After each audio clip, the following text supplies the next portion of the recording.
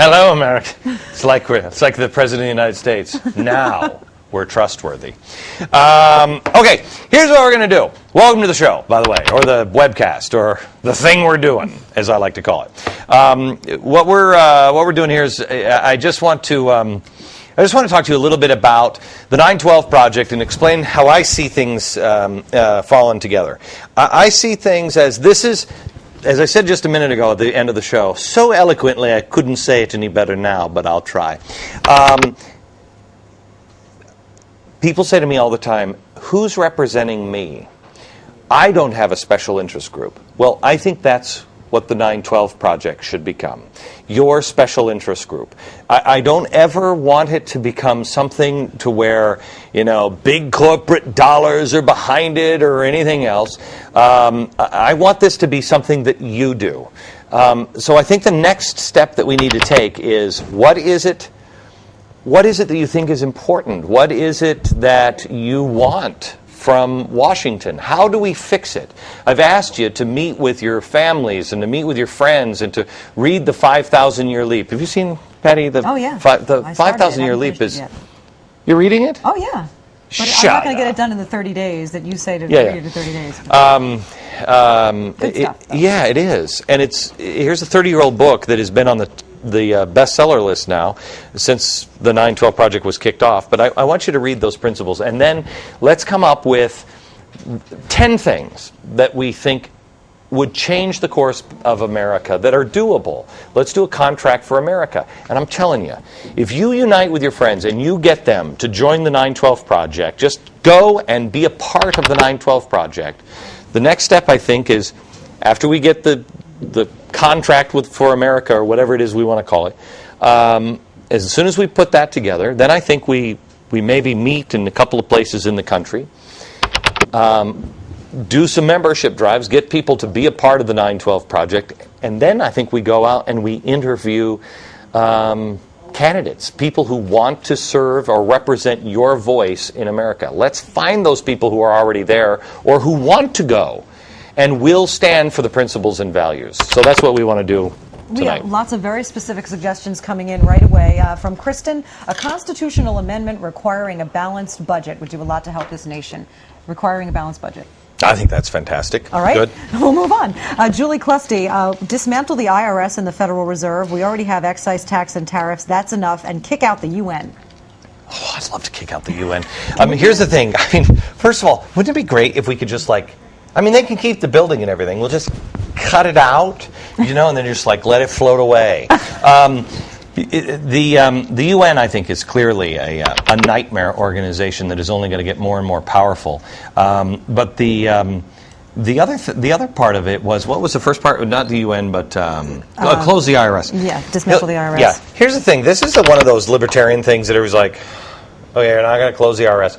But I don't understand. We need taxes, but Russia was having a hard time collecting taxes. Russia couldn't collect the taxes. Russia was having a problem with fraud and everything else, and so they came up with a flat tax. I think they did 14 or 15%.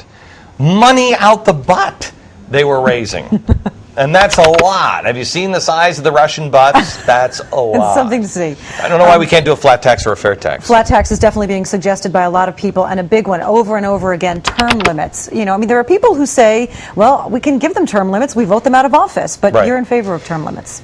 I never was, because I thought that left the administrators there. But I am now, because I don't think anybody does anything. They don't do anything that will hurt them anymore. And we have to do things that, look, there's what can I tell you at this point? Look, I have entered in, and I did a monologue on this on Monday. I got into this particular phase of my life doing this show and doing radio. 2 years ago, I decided that I don't care about the ratings. because I feel our country is in trouble. And my business was really hurting 2 years ago when I was talking about the economy crashing. And everybody was, Glenn, you can't talk about it. In fact, I just got off the phone with an advertiser for my radio program yesterday afternoon. And he said, Glenn, you're telling people that things are going to... And I said, because I believe it. Mm-hmm. And if that doesn't work for you, that's okay. But I can't tailor anything for you. Right. I have to be who I am. That's what we need in America. We need people who are willing to, and I think you are. I think the average person at home, you're willing to do the hard thing for your children, right? Oh, yeah. So that's all we need. But we don't get that in Washington because they convince themselves that, well, but if I lose the election, well, then I can't serve. So I'm going to compromise here because that way I can get reelected again because I know I can do more. And they keep compromising and compromising until there's nothing left. But I know you say that you would not run for office, but like, let's say you were in office and you have all these people who believe in you and you're doing a great job, and then all of a sudden you've got to leave because you're only allowed a certain amount of time. I should be raising other people to do it. Okay. I should be setting an example of this is the way you serve with honor.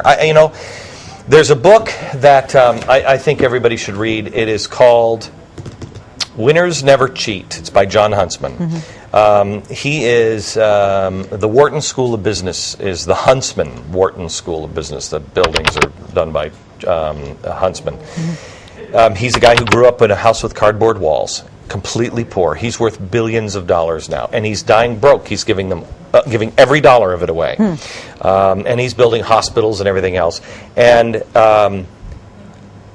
I try to model myself after him. He is a guy that I met about 2 years ago, that he is my, that book, Tuesdays with Maurice? Mm-hmm. He's my Maury. And I've learned more from him on how to have ethical behavior and how to do business and never, ever cheat. Be a man of your word. Mm-hmm. And somebody called me on the air yesterday, and she said, Glenn, you are the person that I model myself after, that I know that I can be ethical, blah, blah, blah. I think about, what do you think about? That's the way it's supposed to happen. Mm-hmm. I'm learning from this guy. She's learning from me, and there ain't a lot to learn from me, but she's learning from me. And somebody else is learning from her. That's what we need to do. All right.